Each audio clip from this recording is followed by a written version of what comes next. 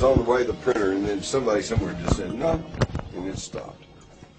I have a piece of off-record information for you, which we can go into background if you want to. Okay. I have it in writing from Kit Green that the remote viewing program was never closed down and went underground with the use of drugs, hypnosis, and electronics. I have this in writing. Video. But, I mean, maybe this is old news. That's old news. No, I pretty much knew that. What's wild, though, is, I'll tell you, here's my take. If you go ask somebody in government, do you have a remote viewing unit, they're going to say no. And technically, I think they're telling the truth. Because when you say it went underground, what they did was they just spread it all out. Now, all these various organizations, such as Navy SEALs, Army Rangers, and the DEA and all like that, they all have the remote viewers. That's right. But it's not. They don't have a set, official program of remote viewers. They just blended them all in with everybody else. This is Project Camelot, Carrie Cassidy and Bill Ryan, and we're here with Jim Marrs. He's a very well-known writer, very strong investigator. He's written several very well-known books, very successful books, Crossfire and Rule by Secrecy and Alien Agenda and The Rise of the Fourth Reich. And we're actually here to talk to Jim about the rise of the Fourth Reich.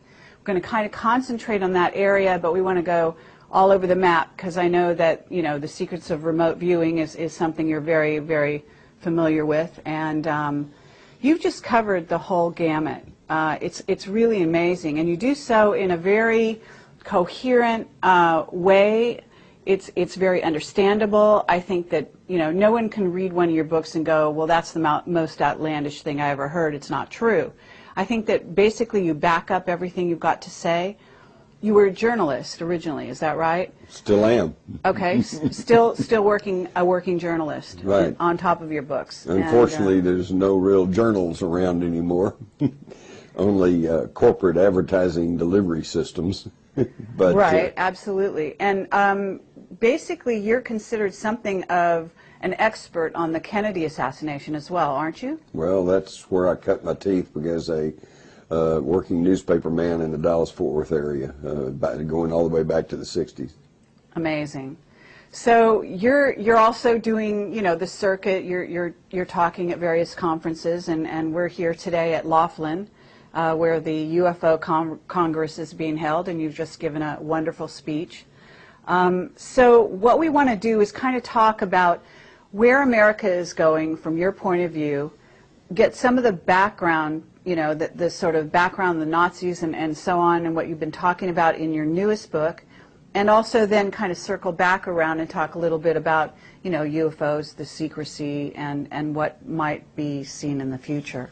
I have a question of my own, which I could add there as an adjunct, which is why would somebody be talking about the rise of the Fourth Reich in a UFO conference? How's that for a question? Well, okay, and I have to say that we're in some interesting times right now that are actually bringing forth this sort of questioning that I think is not even just UFO nuts, but political aficionados, the man on the street. Everyone's questioning their reality right now, I think, and why what's happening in America is going on. I think you're absolutely correct. Because of the crumbling economy, and because so many people are now waking up and realize that no matter whether they vote for a Democrat or Republican, they seem to get the same socialist programs. They are now beginning to realize that there is a whole different paradigm than what is portrayed in the corporate mass media. And so the question is, so why am I talking about the Fourth Reich at a UFO Congress? And I think the answer is because people who disregard the subject of UFOs and who just write that off as just total fantasy and lunacy, they will never, ever be able to figure out what's truly happening in the world because they're tossing out a big piece of the puzzle.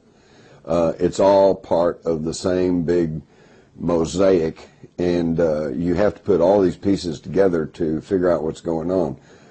Just as a for instance, I truly believe that one of the main reasons for our precipitous invasion of Iraq was to make a beeline for Baghdad and use a mob scene as a cover for a very concerted effort to loot the Iraqi National Museum. What were they after? They were after newly discovered artifacts, tablets, scrolls, and such that were being found in the ancient Sumerian cities of Uruk and some of these other places by French and German archaeological teams. Interestingly enough, the two countries who were most opposed to our entry into Iraq. And what was taken? Very possibly knowledge of ancient energy manipulation technology. And this gets into anti-gravity and a bunch of weird and exotic technologies that conventional science would laugh at, but then when you really study the issue, you find that these technologies have been worked on since at least World War II and have been kept under very ultra-secret classification programs ever since, because this is our leading edge technology. So you can see how it all ties together. Ancient history, UFOs, secret societies, the world government. It's all part of the same big ball of wax. And unless you back off and take that broad overview and study a wide variety of topics, you're never going to figure out what's going on. Because this is something that Bill Cooper said. I remember in one of his very famous lectures that he gave in '89 or '90, you may well remember it yourself. He said, if you don't factor UFOs into this jigsaw puzzle, you'll never understand what modern geopolitical events are all about. Aren't we also talking about stargates? And, because when you get into free energy, you get into, from what I understand, vortexes, and you get into the possibility there is a stargate in Iraq as well that they might be covering up. And then you get into the Anunnaki, and, so you're into aliens or ETs, whatever you want to call them. Have you gone down that road at all? Well, sure. When you follow the evidence, that's where it takes you back to. And when you mention the possibility of a stargate or some sort of dimensional portal in Iraq, that takes me back to the Bible and the story of King Nebuchadnezzar. And he built this structure out of gold, which they translate as a fiery furnace, but obviously it was something else because people went in and out of it. Of course, when his people went in, they tended to keel over and die, which tells me it was some sort of an energy field. And then he got the 3 Hebrew priests and told them to make it work and put them in there. And lo and behold, eventually there was 4 people in there. So 3 went in and 4 came out. So obviously they were opening some sort of a portal or a gateway. Wow, that's very interesting. So where do you want to take us with this? Because I know that there's a whole movement in your speech where you're talking about manna from heaven, the monochronic gold, monatomic. How do you say it? It's the single atom gold, monatomic gold. Okay. Orbitally rearranged monatomic gold, single atom elements. These, by the way, this is nothing that's just outrageous and unheard of, because monatomic gold, silver, heavy metals, they're in everything. They're in water, they're in food, we ingest them. This is just something else, another layer of our 3D material existence that we had not been aware of prior to the 70s and 80s.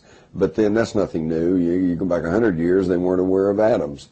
So we're learning.